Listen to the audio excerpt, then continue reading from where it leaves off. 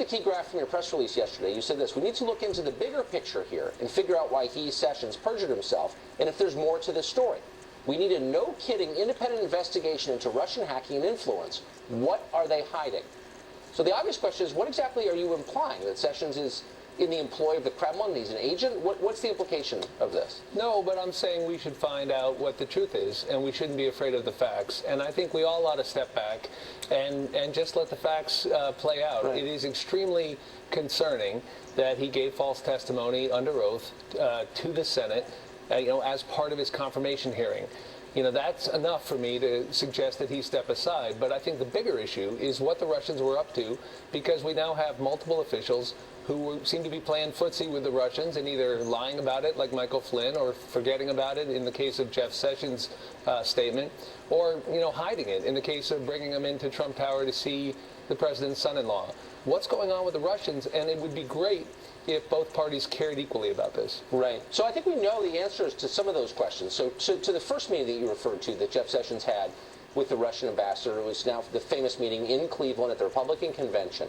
That meeting turned out to be set up, actually, by the Obama administration under a program run by the Obama State Department that brought in 100 different ambassadors to watch the convention in progress. And they brought them to this event where Jeff Sessions was. The conference was an educational program for ambassadors.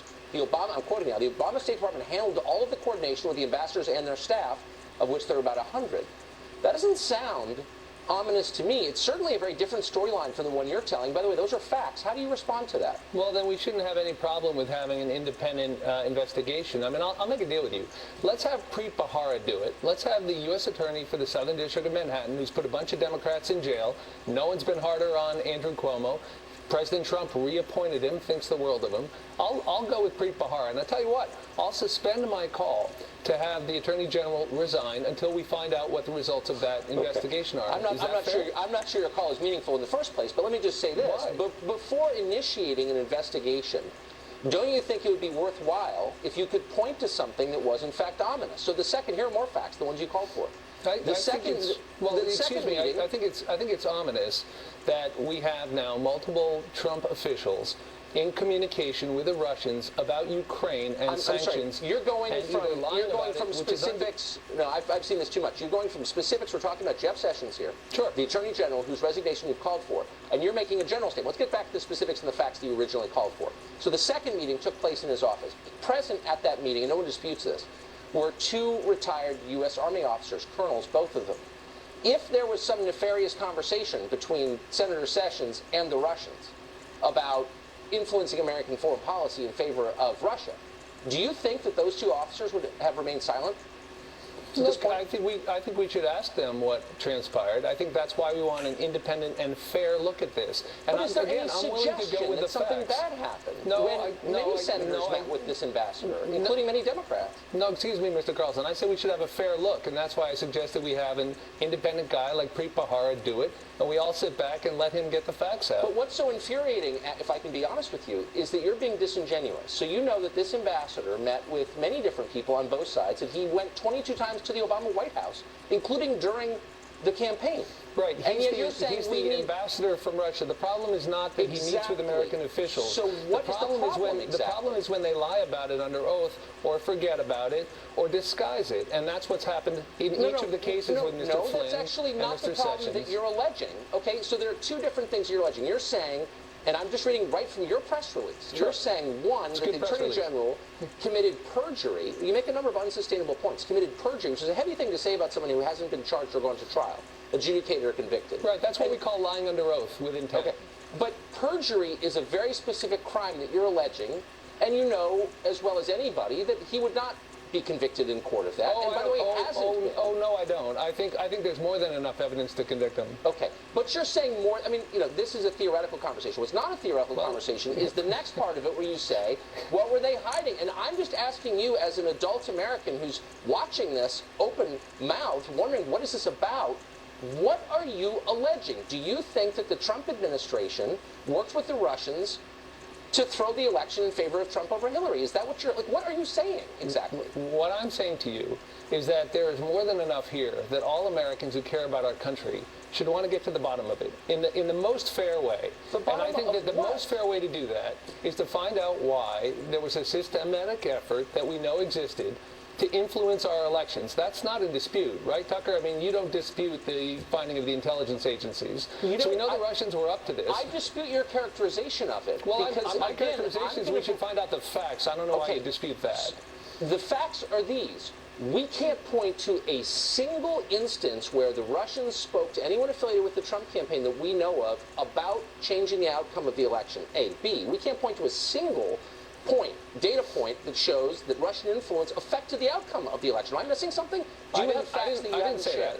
I didn't say that, but I'm happy to let an independent investigation look at that. But I think what we do know is that they were intensely concerned about sanctions related to their activities in Ukraine. And the Attorney General admitted that they discussed that subject. Michael Flynn discussed that subject and then lied about it. That's more than enough for me to want to know more. So there's a lot of smoke here. Let's let an independent outside person like Preet Bharara, the U.S. Attorney in Manhattan, that the president just appointed, let's let him find out. How about that? So if I said to you, you know, people are saying, Congressman, that you've committed murder, and I'm not saying that you have, but I'm saying people are saying that. And you would say, well, there's no evidence that I've done anything like that. No, I know. People are saying all we need is to put Preet Bharara on the case, get forensic on you, and find out what the truth is. You would say that is an unfair slander against me because, in fact, there's no evidence that anything happened. And this is a similar case. Well, if that's what I said, it might be undermined had I recently lied about it under oath.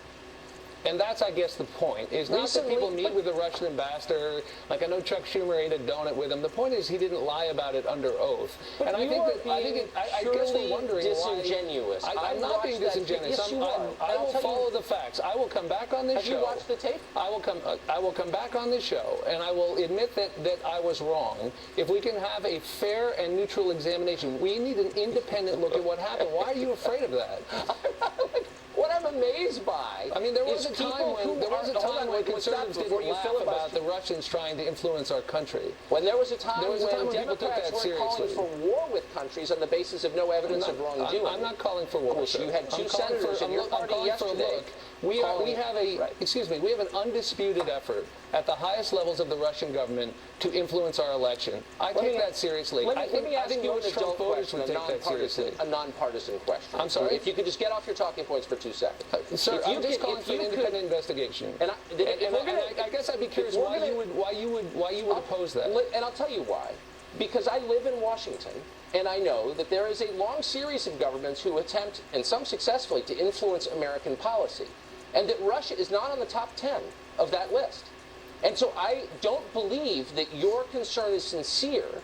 I believe this is a purely partisan effort to take out certain members of the administration. And you know perfectly well it is. And so it's a little frustrating to sit and look at you hiding behind the pretense of objectivity. When that's, do you think that Russia is in the top 10 of countries? Name countries that influence American policy. Well, let me tell you, let me tell you how it looks like when you don't live in Washington, because some of us don't. I live in New York, and we have a U.S. attorney here who I trust, who the president just appointed. In Washington, D.C. So I'm willing to let the president's appointee, as the U.S. attorney in New York, take a look at it. And the fact is, there is so much smoke here, and Russia is a grave threat to the United States. Name one specific way that the Russian government influenced the outcome of this election. You didn't hear me say that, so please don't set up that straw man, Tucker. I didn't say that. You said about 9 times that all Americans should be concerned and that all of us who care about democracy ought to want to know more. Give me one example, one indication that they affected the outcome. You don't have That's not the standard, sir. That's not the standard that they affected the outcome. No. Hey, if somebody takes a shot at my head and misses, I'm still going to care about it.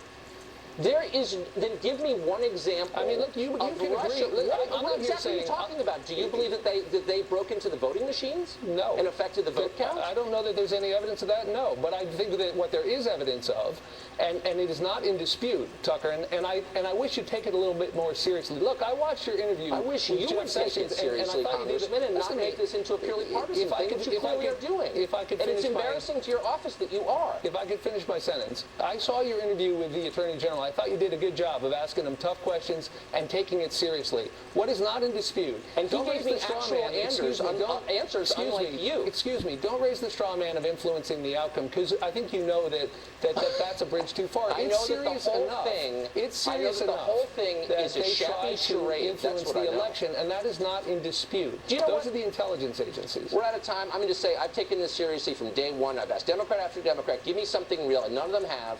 And I merely get sanctimonious nonsense. That's why we need